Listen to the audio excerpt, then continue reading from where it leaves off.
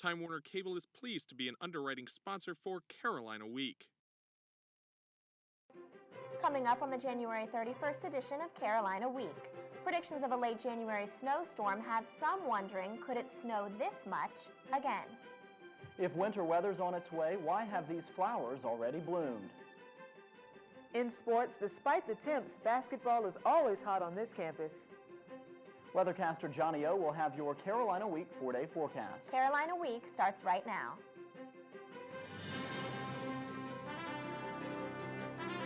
From the School of Journalism and Mass Communication at the University of North Carolina at Chapel Hill, this is Carolina Week.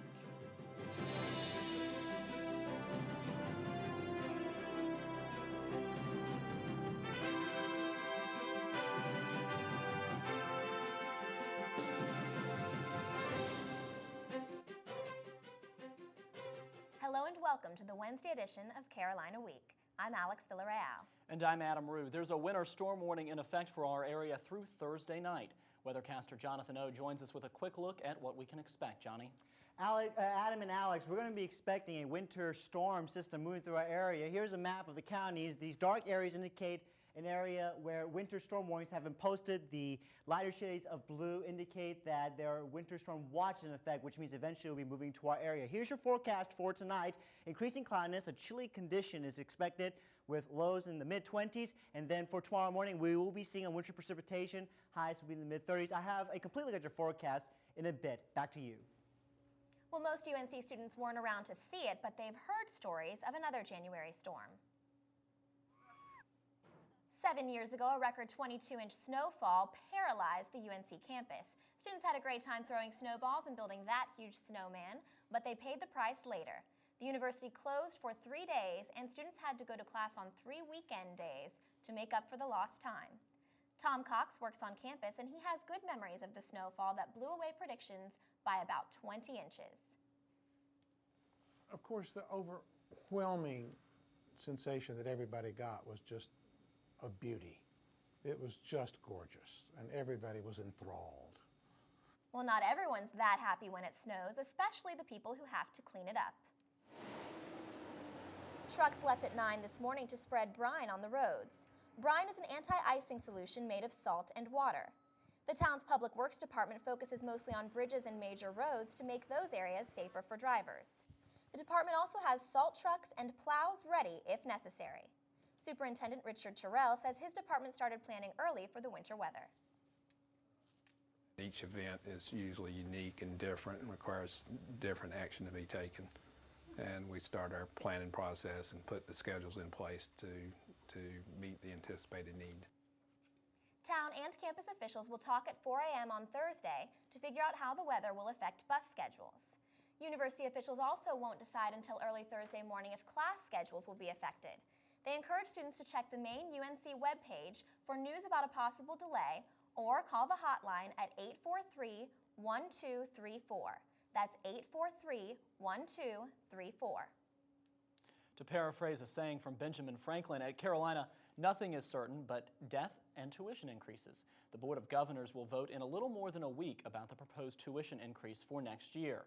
As we told you on Monday, the increase will raise $5.9 million, with nearly $4 million going toward faculty salaries. The idea is to make salaries more competitive so Carolina can hold on to the best and brightest. But with some 3,000 faculty members, the raises won't be very big, between $1,200 and $1,300 a year, or about $100 a month. Associate Provost Steve Allred says that that money is only part of the solution. It's one part of a salary strategy. Standing alone in the long run, it would never be enough to keep faculty here. Student governments from all 16 UNC campuses say tuition increases like these are a huge burden on students. They've reserved 50 seats at the next Board of Governors meeting to protest. Next fall, incoming freshmen have a tough issue to explore for their first homework assignment. The Death of Innocence, an eyewitness account of wrongful executions, is this year's summer reading book. It's about 2 men the author claims were wrongfully executed. Book Committee Chairman Doug Kelly says even though the author clearly opposes capital punishment, death penalty supporters will get something from the book too. The book is not intended to persuade you of one side or the other. It's intended to make you see some aspects of the issue.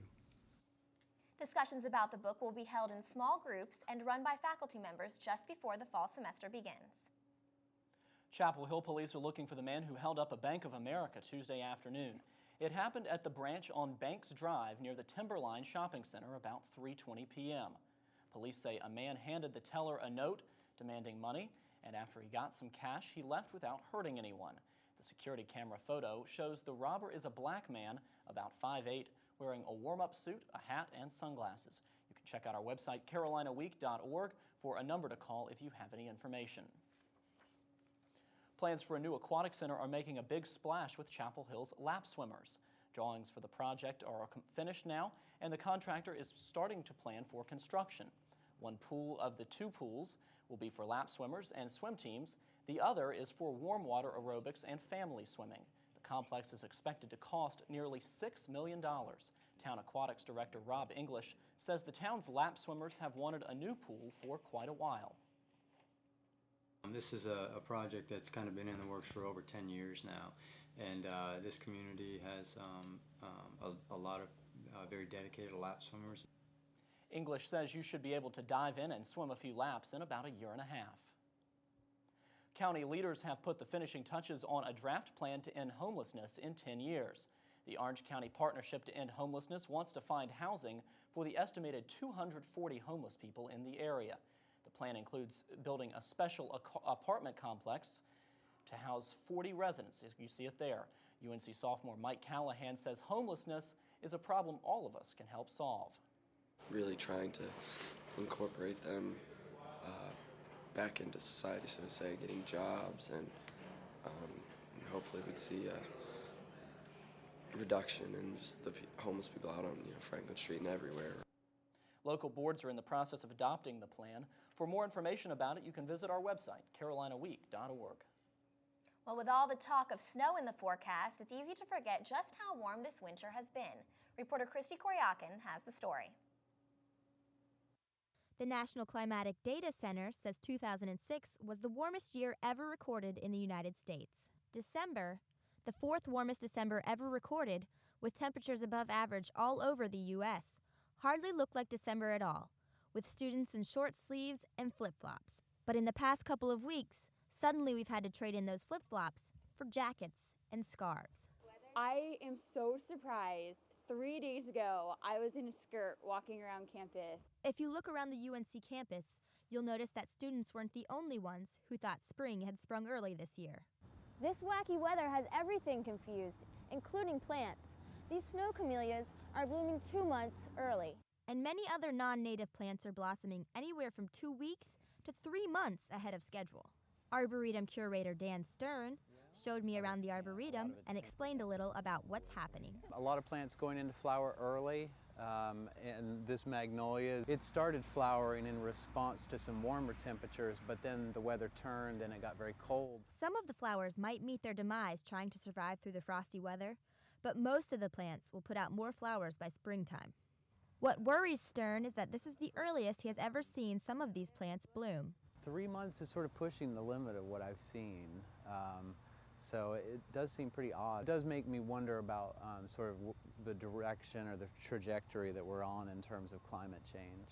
While Stern worries about global warming, others say it's just a natural cycle, and still others are just glad to have a little color in their winters.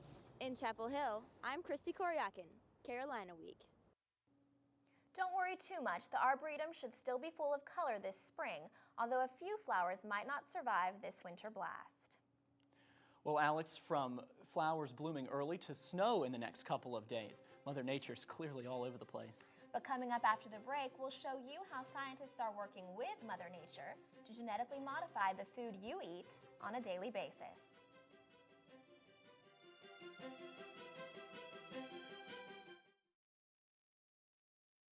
I used to party a lot. I'd black out and not remember anything. My friends would tell me that I needed help. I didn't listen.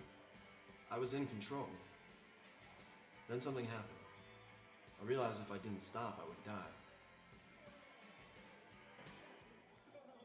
I knew I had to get help. I called the Alcohol Drug Council of North Carolina. They connected me with people who helped me live my life without alcohol and drugs. If your story sounds like mine, then make the call. Hey man, what's up?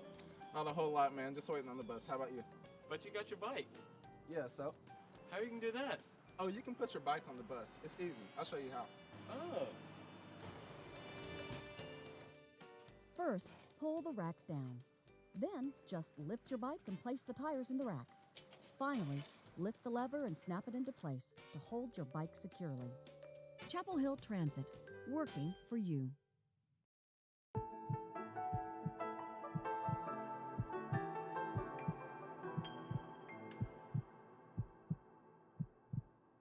You've heard of model planes, but reporter Bill Clayton has the story of a UNC researcher who's making model plants in his lab. That's what UNC biologist Adrian Lazo is doing in his latest study. Lazo is examining growth hormones in order to create plants that grow faster and stronger. He does this by first isolating specific plant hormones. The desired hormones go into petri dishes and start to grow. Once the plants begin to sprout, researchers transfer them to soil. Lazo says the resulting plants and the hormones they contain can then influence genetically modified foods. Research like ours has and historically had a great impact on agricultural practices, and in the future could affect things such as ripening speed or crop yield or things like that. You may think the results of Lazo's study will be affecting exotic fruits and vegetables, but more commonly, they'll influence things like this green pepper that you and I eat every day. Chapel Hill chef Jesse Barnes says he has no problem with the genetic modification of foods he cooks with. If produce turns out this big and excellent, I say let genetic modification continue. Genetically modified foods have been on the market for nearly 20 years, and they keep getting bigger and better. In Chapel Hill, I'm Bill Clayton, Carolina Week. You might see more genetically altered foods, but one thing you might be seeing less of is the End Zone Sports Cafe. Carolina Dining Services wants these empty tables and chairs filled. CDS wants students to keep coming back to End Zone, so managers are turning to the student body for their input. Last week, the Daily Tar Heel mistakenly reported End Zone would be closing down for good. Director of Auxiliary Services Mike Freeman says the plan is not to close, but to scale back and look for new ways to attract students. But without knowing what we're going to do, I'm a little hesitant to say that, we know exactly when the new End Zone, or whatever we want to call it, will be. There's been recent talk of a Taco Bell, Alpine Bagel, or other restaurant to replace End Zone if it closes. Whether at the End Zone, Rams Head, or Lenore, it seems like more and more food is showing up on all of our plates. Reporter Michael Saklarides has the story of the ever-growing portion sizes showing up on your dinner table. During the past 20 years, portion sizes have grown, in some cases, more than 100%, adding to the nation's obesity epidemic. And as people eat more and more, restaurant managers feel the need to enhance their offerings with supersized meals. Take this serving of French fries, nearly 600 calories. That's about 400 more than it was 20 years ago. This meal right here, definitely not on the spring break diet. If you are unaware of these unreal meal increases, you're not alone. We asked several students outside Lenore Dining Hall how many calories they think are in a regular serving of French fries. 300. 300. 300. 1,100. 200. 2,000. Whether the guess is high or low, the results are showing up around waistlines across America. To fight off those pesky pounds that come with increased portion sizes, take these tips into account the next time you dine. Share a meal with a friend. Eat half or less of what's on your plate and bring the rest home. Skip a second helping when you're at a buffet. And finally, eat slower. Don't rush through your meal. Remember, these simple tips could help you live a healthier and slimmer lifestyle. In Chapel Hill, I'm Michael Saklarides, Carolina Week. Doctors and dietitians say there's no replacement for eating smart and getting plenty of exercise. February is Black History Month, a time for students to learn about the political struggles that took place here in the 1960s. A new exhibit called I Raised My Hand to Volunteer is on display in Wilson Library. There are lots of pictures from the 1960 civil rights demonstration on Franklin Street. There's also a letter from J. Edgar Hoover about communists on college campuses, and a letter written on a paper towel by a UNC student jailed after a civil rights march. The display runs through May 31st.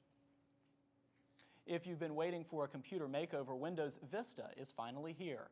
On Tuesday, Microsoft released the latest edition of Windows, which it says is the easiest, safest, and most entertaining operating system yet. The new Windows features a complete makeover of its interface, including a redesigned Start menu and a glassier look. Microsoft student ambassador Lauren Cohen says it's worth upgrading to the new Windows.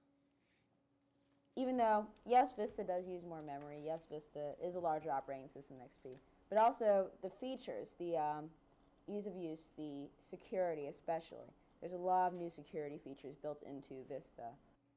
The Home Basic Upgrade Edition costs about $100, and the full Ultimate Edition costs more than $350.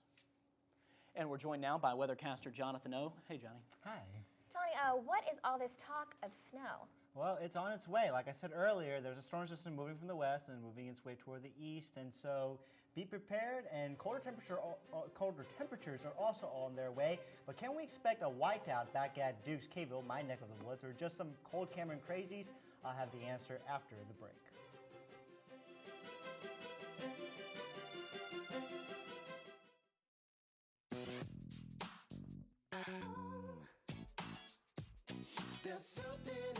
Something about you, baby. I can't get enough. There's something about you, baby. I got you looking at me. I'm gonna call you bluff. There's something about you. The smallest moments can have the biggest impact on a child's life. Have you been a dad today? Down to the morning light.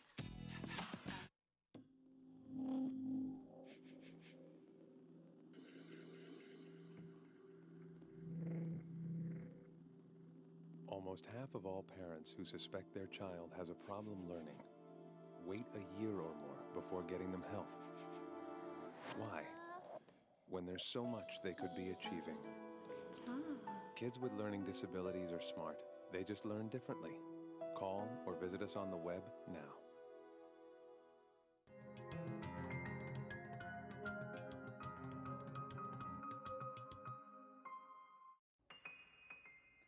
Hello and welcome back to Carolina Week. I'm Jonathan. I hope you're having a good day. Let's take a look at the weather headlines because we have a lot of things to cover.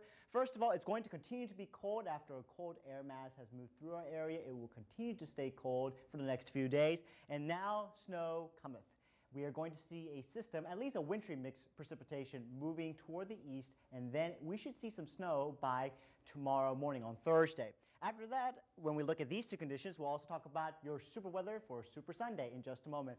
So hang on to your seats. We'll be taking a look at that in just a moment. Let's take a look at the southeastern skyline radar. Notice that there is a lot of snow already building up toward the north of Texas, and it will be pushing its way toward the east. The national view would give you a better look at this system. This snow system developed overnight, actually, and it will push its way toward the east by tomorrow morning. If we look at the surface map, notice that, well, interesting. This is not exactly the map that we're looking at. There's a low pressure system located over Texas and another low pressure system over the northeastern section of the United States with a cold front draped over that area. What's going to happen is that this system will push toward the east on Thursday, and notice all this precipitation that's developing. This, if it moves quickly enough into Thursday morning, we will see some snow. However, throughout the day, we're going to see the snow change over to freezing rain and into rain as temperatures will slowly rise into the mid-30s. And then we might see a back end of some more snow by Thursday night. And then to Friday, when we see the system push out, high pressure will be dominating our weather, and we will see clearing conditions by Friday afternoon. Let's take another look at this county map. These dark blue colored sections of this map is indicating a winter storm warning. Some of these lighter blue areas indicate the counties that we will be seeing with a winter storm watch. Let's look at the next graph. Set hike. There we go. If you are going to the Super Bowl in Miami this Sunday, here's what we can expect. It's going to be between the Indianapolis Colts versus the Chicago Bears in Dolphin Stadium in Miami, Florida. It's going to be warm, but a slight chance of rain, about a 30% chance of rain. If you're going to hang around here in Chapel Hill, if you're going to be watching it on TV, again, kickoff 6:25 in Chapel, actually over in in Miami. But for us here in Chapel Hill, we'll be seeing colder temperatures, 36 degrees under partly cloudy conditions. Now, here is your 4-day forecast. After a chilly night tonight in the 20s, we'll be seeing temperatures starting from the mid-30s and pushing its way to the 40s.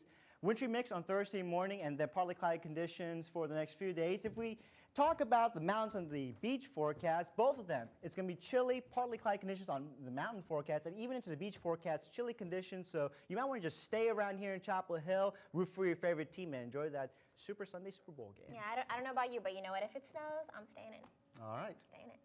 Thanks, Johnny. We're joined now by sportscaster Deshaun Brown. How's it going, Deshaun? It's going quite well, but I have to pick on our resident Blue Devil down here, Johnny O. You know, I actually love the image of Coach K-Bill covered in snow. I never thought I'd see hell frozen over. Oh. Coming up in sports, few people realize just how much work it takes to be a D1 student athlete here at Carolina. We'll tell you the story of the trainers who work with our athletes to make us the University of National Champions.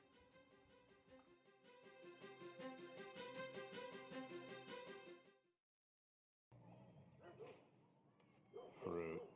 What a tasty treat. Fruits packed with potassium and other nutrients can help keep your heart pumping strong during the game. And they give you energy back so you can take on the next activity.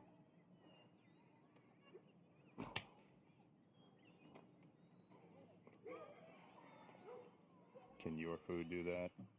Run, throw, think, eat better. Find out more at smallstep.gov.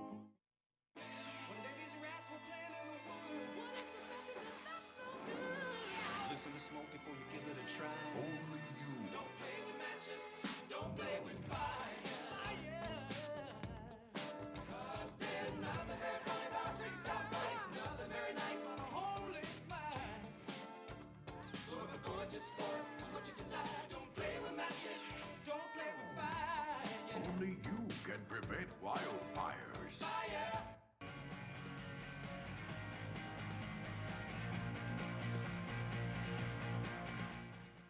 Welcome to Carolina Week Sports. I'm Deshaun Brown, proving to you that when someone says, you anchor sports like a girl, it's really a compliment. There is a storm on the way. The men's basketball team will face the Miami Hurricanes tonight at 7. Sports reporter Brandon Curry has the lowdown on the showdown and the Heels' plan for revenge. The last time Miami visited the Dean Dome, UNC suffered an embarrassing 81-70 loss. The Heels were perfect at home then, as they are now, but the similarities end there. This year's team is too talented to repeat last year's mistakes. Miami will have to contain both the graceful Brandon Wright and the human bulldozer Tyler Hansbrough.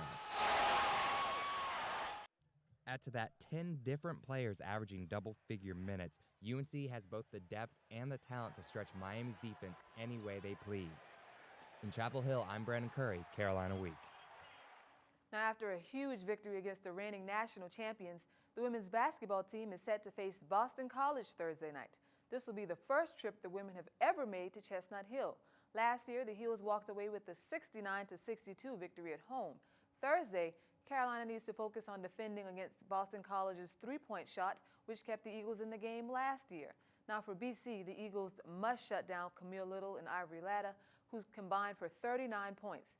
I'm sure Latta wouldn't mind a repeat of last year's performance. She posted a career-high 9 steals. There's a certain amount of pride an athlete gets when he or she puts on a jersey with the words North Carolina across the chest. But there are members of the team who don't get to wear jerseys. Sports reporter Tony Tucker has their story. Speed, power, endurance, strength, grace. These are just some of the traits a Carolina Olympic sport athlete must have in order to reach their ultimate goal, victory. And the path to victory begins right here, in the Olympic sports weight room. This is where Greg Gatz, Melissa Gliptis, Katie Dornsky, and Steve Yisselman turn Olympic sports athletes into Olympic sports champions. Conditioning and getting them stronger and faster and quicker, that go into the mix of making a successful athlete. I also do a lot of research myself and seeing what is new and upcoming in the field of strength conditioning, try to apply those using the knowledge I learned as an undergrad and a grad, and then design my own program based on the individual needs of each athlete and on the individual needs of each team.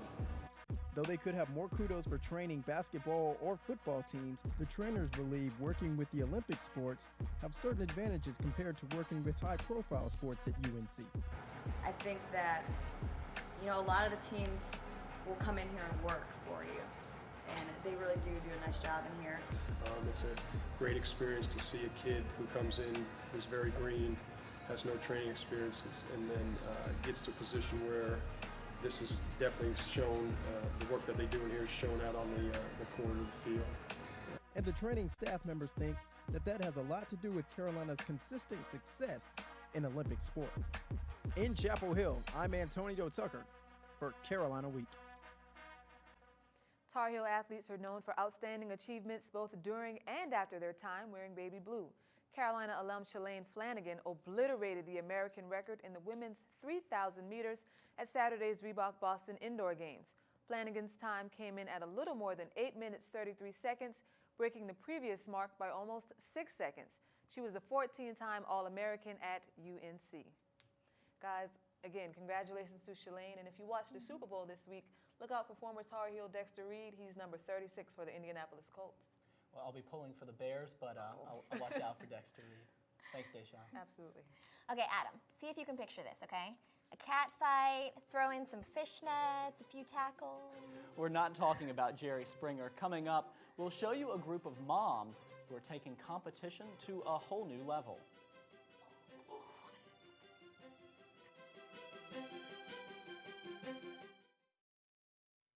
Passing gas around infants can be deadly. Passing gas releases a toxic fog of ammonia and hydrogen cyanide, which can be especially harmful on an infant's developing lungs. Passing gas can even contribute to sudden infant death syndrome. Kids shouldn't be exposed to secondhand smoke. Don't pass gas, take it outside. If you have a story idea, contact Carolina Week at 843-8292. You can also visit us online at carolinaweek.org. If you have questions about this program, write Carolina Week at Campus Box 3365, UNCCH, Chapel Hill, North Carolina, 27599. Wheels, pads, and fishnets. Everything you need in professional sports, right? Carolina Roller Girls are turning heads with their revamped style of flat track roller derby. Reporter Jen Carpenter takes a look at the women who are pushing and shoving to get to the top.